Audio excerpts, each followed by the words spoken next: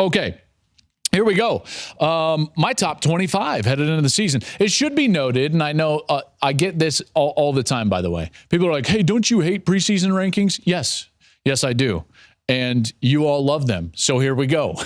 I'm going to go 1 to 25 because there's not a lot of suspense about who's number one, and you don't want to wait 30 minutes to see who's number one because the number one team is the Georgia Bulldogs. We all know that. Georgia's number one, and they should be on everybody's ballot. It always, to me, is laughable when you see these ballots and it's like 8 first-place votes for, I don't know, like name the team. Even Alabama this year, it's like, come on. Who's doing that? You're just trying to be different. The number one team in the preseason this year is Georgia. And if you don't have them number one, you're probably not good at this. So Georgia's number one, and rightly so. Back-to-back national champions. And this is a team that, yes, is losing some pieces, just like everybody is in college football. But here's the thing that when I look at Georgia, let's just put it this way. You could make an argument that, they might be ripe to be beaten because they're losing a quarterback and an offensive coordinator. My response to that is, at no point in the last 2 years when they're winning back-to-back national championships did I think that they were a quarterback or offensive-centric team. At no point. Kirby Smart has built something that is bigger than a quarterback, even though Stetson Bennett played really well in some big moments. And I'm not taking anything away from this. This is not a knock against Stetson Bennett. This is just a nod to what they've built at Georgia. That is a roster-based team. They are still the best roster in college football. They still have, 13 or more 5-star players on that roster. When I talk with people around that program, they say to me, our defense might not have the stars that it has had over the last couple of years with guys like Jalen Carter leaving to the NFL. By the way, just go look at the Philadelphia Eagles defense. That's where all the Georgia players are playing. But they do say that they might be deeper and actually, and I know this sounds crazy, but better on defense than last year. Maybe not than the year before, which was historically great. But that's something to watch out for. They still have Brock Bowers.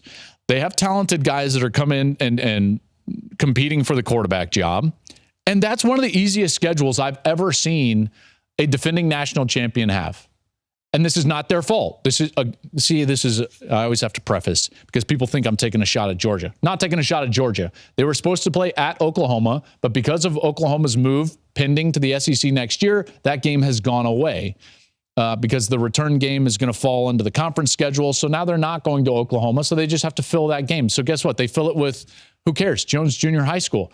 That schedule is really easy, really easy.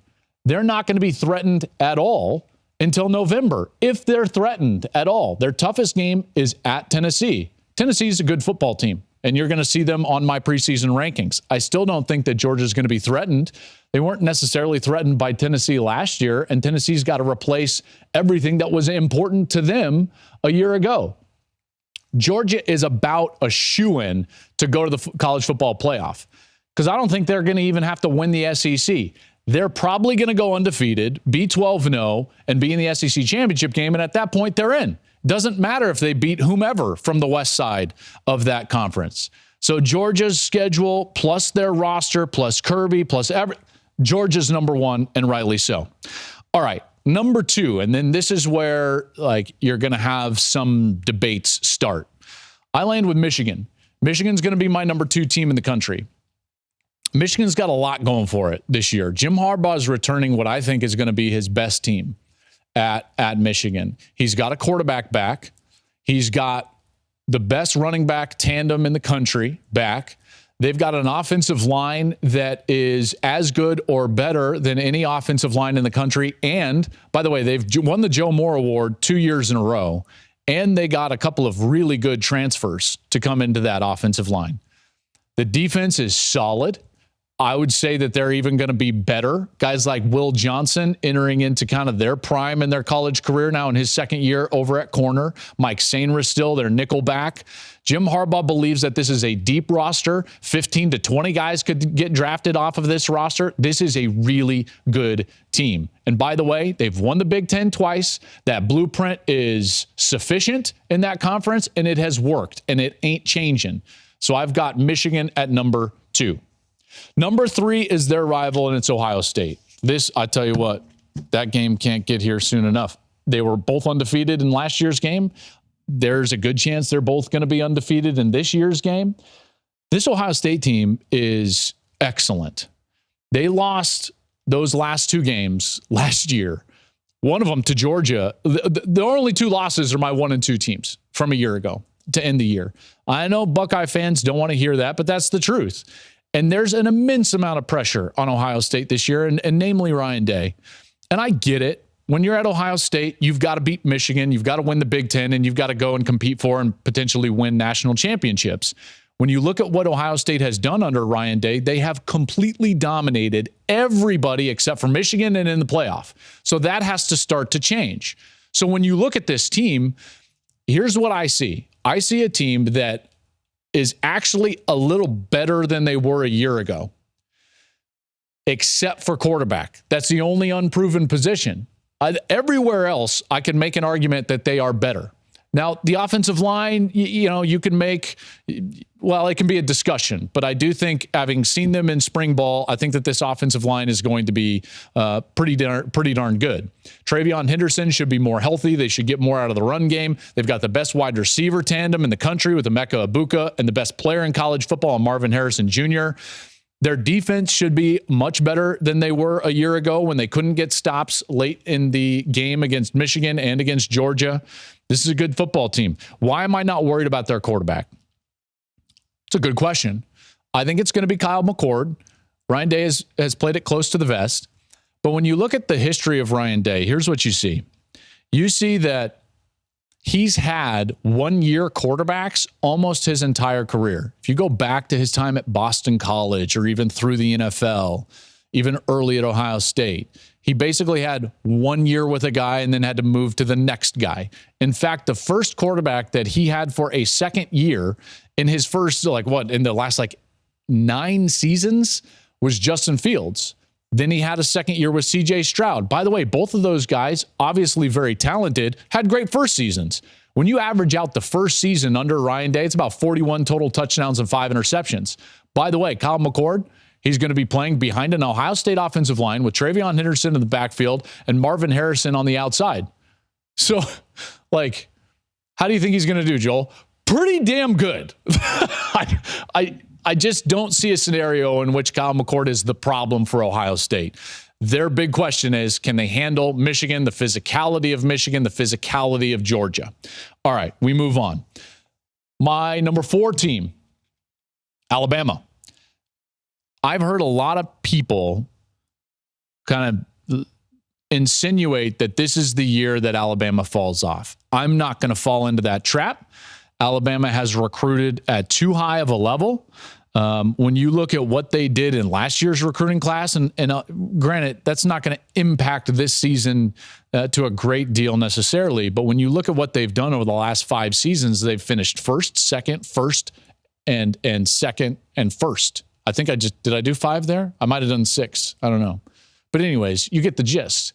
They haven't finished outside of the top 2 in the country recruiting in any of the last 5 cycles. So are they going to be okay? Yeah, they're going to be okay.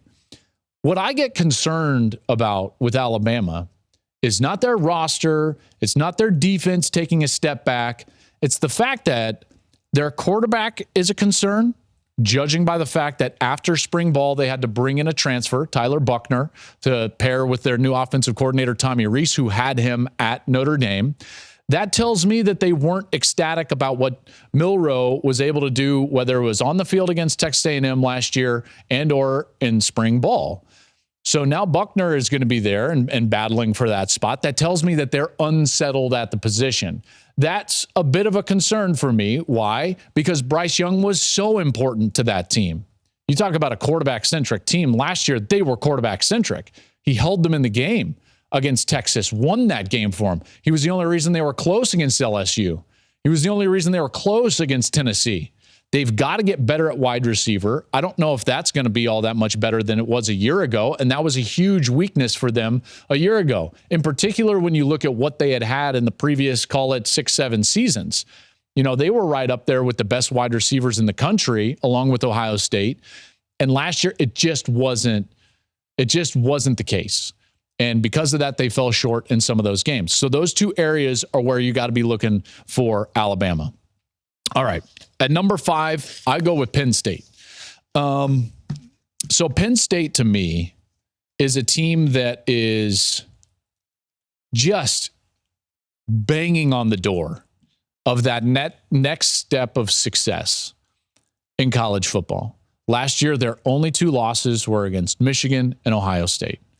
This is a team that really, when I did their games, their biggest question mark, and if I'm a Penn State fan, my question is, are we going to be better at quarterback in order to go out there and play with the big boys? I think that they will be. Drew Aller is an incredibly talented player, really talented. And I actually think that he fits what Penn State can do and will do much better than what Sean Clifford fit in the last couple of years. You see, I think that Mike Yurcich, their offensive coordinator, his offense is a little bit different than what Joe Moorhead wanted to run or Ricky Ronnie wanted to run with the Trace McSorley types. They were very RPO-based, with McSorley and Saquon Barkley, and they were kind of in the middle trying to throw the ball down the field. Now they've got these 2 really good running backs with Allen and Singleton. They've got a good offensive line and a strong-armed quarterback. Now they can run it and throw it over the top, which is more of what Mike Yurcich is, in particular when you're dating back to his Oklahoma State days.